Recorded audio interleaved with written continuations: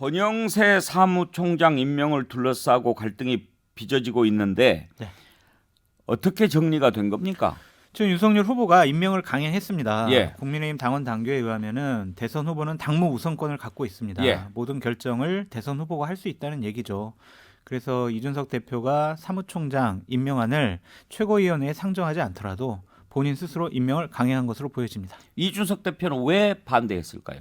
본인이 여러 가지 심정적으로 얘기를 했는데 자기는 권영세 의원 임명 카드는 상당히 괜찮은 카드라고 생각을 한다.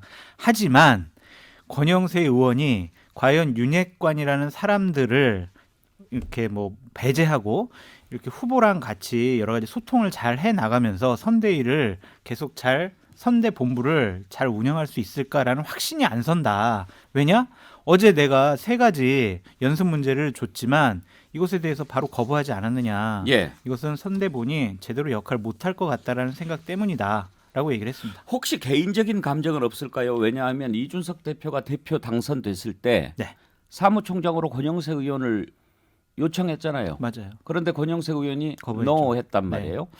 내가 하자고 할 때는 안 하고 윤석열 후보가 하자고 할 때는 하고 이런 마음은 없었을까요? 그건 아닌 것 같아요. 왜냐하면 그런 마음이 있었으면 권영세 의원을 선대 본부장 겸 사무총장으로 임명을 하겠다라는 윤석열 후보의 얘기가 나왔을 때 아니 권영세 의원을 뭐 선대 본부장 사무총장 시키는 거는 적절하지가 않다라고 일성이 나왔어야 되는데 그때는 아 좋은 카드다 잘된 인선이다라고 얘기했습니다. 그런데 윤석열 후보는 선대 본부장이면 현재 이제 선대위원회가 해체됐으니까 가장 큰 기구잖아요. 맞습니다. 사무총장까지 2개를 다 주는 이유가 뭘까요? 선대 본부장이 기본적으로 당의 조직과 당의 사무처를 장악을 해서 선거를 이끌고 나가야 되는 거죠.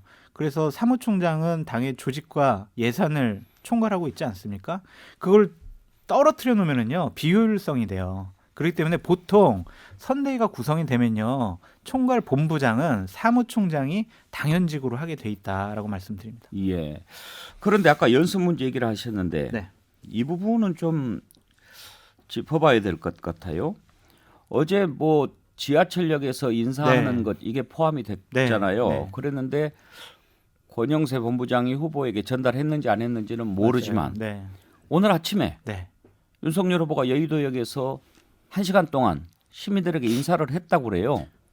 그거는 뭘까요? 권영세 본부장의 얘기에 의하면 보도가 나간 이후에 윤석열 후보가 고민 끝에 하기로 했다라고 얘기를 했거든요. 그러니까 이것은 사전에 권영세 본부장이 윤석열 후보에게 보고는 하지 않은 것 같고요. 윤석열 후보의 개인적인 결단을 갖고 지하철 인사를 한 것 같습니다. 그런데 그것도 좀 보면 지금 이제 이준석 대표가 어제 기자들에게 연습 문제가 네. 뭐냐고 물어보니까 안 가르쳐 주지 그랬는데 나중에 이제 나온 걸 나왔어요. 보면 네. 강북 지역 지하철 출근길 인사, 네. 배달 라이더 등 플랫폼 노동자 체험, 맞습니다. 젠더 게임 특위 설치 이런 맞습니다. 거였다는 거 아닙니까? 네. 강북 지역 지하철 출근 인사였거든요. 여의도에서 해가지고 또 마음에 안 든 건가요? 그것도 받아들인 것이라고 볼 수는 없죠. 글쎄요. 하여튼 이게 어쨌든 지하철에서 인사를 하면서 윤석열 후보는 이준석 대표가 한 얘기에 대한 최선의 성의 표현을 했는데 예. 이준석 대표는 사무총장 상정조차 거부하면서 많은 기자들이 이렇게 물어봤어요. 아니 윤석열 후보가 아침에 지하철에서 인사했잖아요. 그랬더니 관심 없어요. 이랬거든요. 감정이 많이 쌓여가고 있는 것 같습니다. 최수영 컨설턴트. 윤석열 후보가 오늘 여의도역에서 여의도 지하철역에서 시민들에게 인사한 것이 이준석 대표의 제안을 일부 수용한 것이라고 봐야 될까요? 아니면 뭐 여러 가지 뭐 아이디어 내고 있는데 이런 정도는 뭐 괜찮은 아이디어네. 그런 식으로 후보의 그 어떤 제안을 받아들이는 것보다는 원오브댐으로 생각해서 하나 그냥 쓰는 것 어떻게 받아들여야 될까요? 아니 여의도역 인사 그 이준석 대표 안을 수용한 거죠. 그건 뭐냐? 사실 윤석열 후보가 이제까지 출근길 인사 한 적이 없어요. 예. 첫 인사예요. 근데 왜 했을까요? 갑자기 어젯밤에 그런 일도 있었고 저는 이준석 대표가 제안했던 그 얘기들이 저는 정말 그거는 선대위 일정 기획팀에서나 할 수 있는 거예요. 이런 비상시국에서 대표가 그것을 무슨 꾀주머니 혹은 뭐 연습 문제라고 얘기할 수 있는 그런 걸 할 수 있는 사안은 아니잖아요.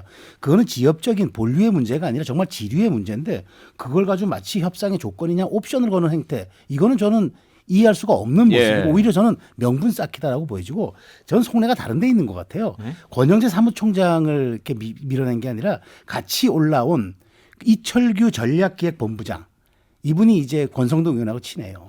지역구도 강원도 갔고 그리고 이분이 경찰청 정보국장 출신의 경찰 고위간부 출신이에요. 예. 경기지방경찰청장도 했고 그러니까 여기서 사실 저는 제가 보기엔 마음이 상했다고 보는 거예요. 결국은 아직도 윤핵관이냐? 그러니까 전략기획부총장이라는 자리 윤한홍 의원이 하던 자리였단 말이에요. 대단히 중요한 자리라고요. 사무총장 바로 다음 자리인데 그럼 여기에다가 마치 우리 권영세 총장을 넣으면서 살짝 그러면서 또 하나 이준석 대표 표현으로 잘하는 정치 장교 있잖아요. 그런 느낌으로 받아들여서 비톨 농가라 저는 제 개인적으로 그렇게 좀 분석이 되고 그렇다라 하더라도 이 대표의 협량함은 설명이 되지가 않아요. 지금 비상 상황이면 본인은 비대위원장 역할을 해줘야 돼요.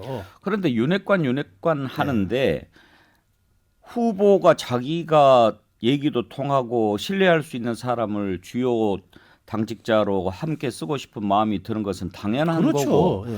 또 하나는 이제 당직을 맡게 되면 더 이상 핵관이라고 하는 비선의 느낌은 아니잖아요. 그러니까 본인이 저는 추론의 영역이라고 보는 거죠. 그러니까 말하자면은 계속 그럴 것이다라고 생각을 하는 것 같아요. 그러니까 저는 이 대표 주변에서 정무라인에서 판단하는 사람들도 굉장히 좀 오판을 하고 있다는 얘기인데 설령 그런 징후가 있고 그런 의심이 들더라도 지금쯤에는 지금 이 대표가 이름으로써 지금 남는 게 국민의힘에서 가장 큰 상처가 뭐냐면 청년 정치의 희화라고 봐요.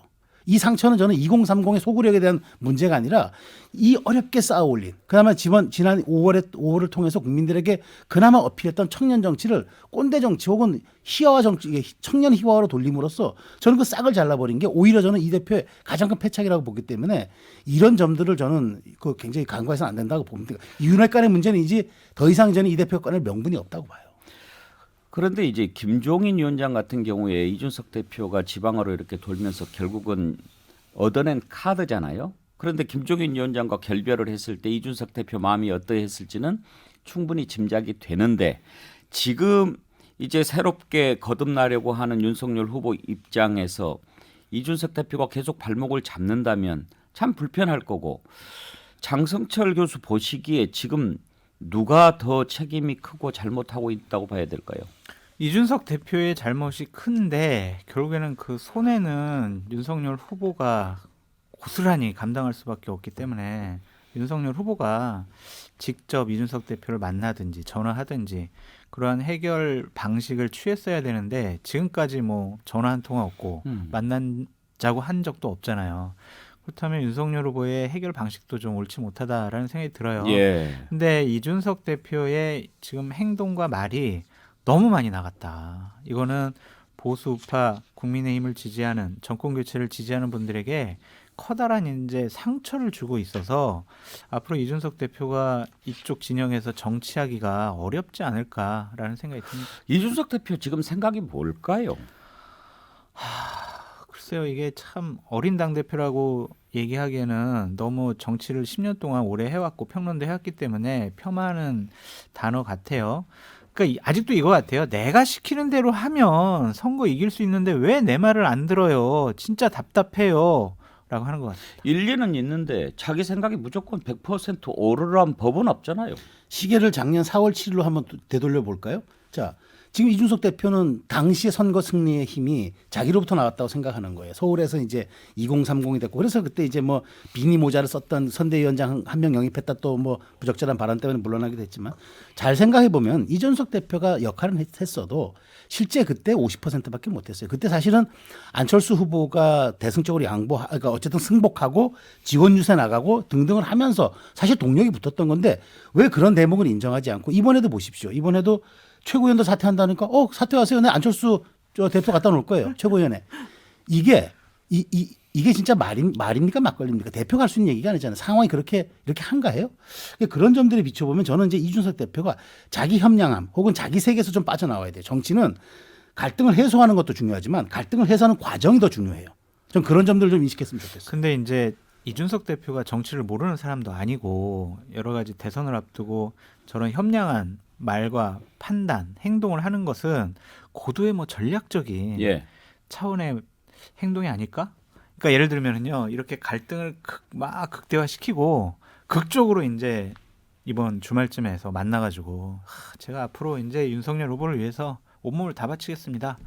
라는 극적인 효과를 노리기 위한 것이 아니냐라는 일각의 분석도 있다. 일각의 분석이요, 아니면 장 교수가 그렇게 예측하는 거예요? 일각의 분석입니다. 저는 그렇게 예측 안 합니다. 그러기에는 이제 말하자면 상처를 꼬맬 때 이제 뭐 바느질이 좀 이렇게 엉성해도 될 만한 것 같은데 지금은 공업용 미싱으로도 봉합이 좀 불가능한 선까지 아까 선을 넘었다고 우리 장 교수께서 표현하셨는데 저도 사실은 이거 넘어도 너무 넘었다고 생각해요.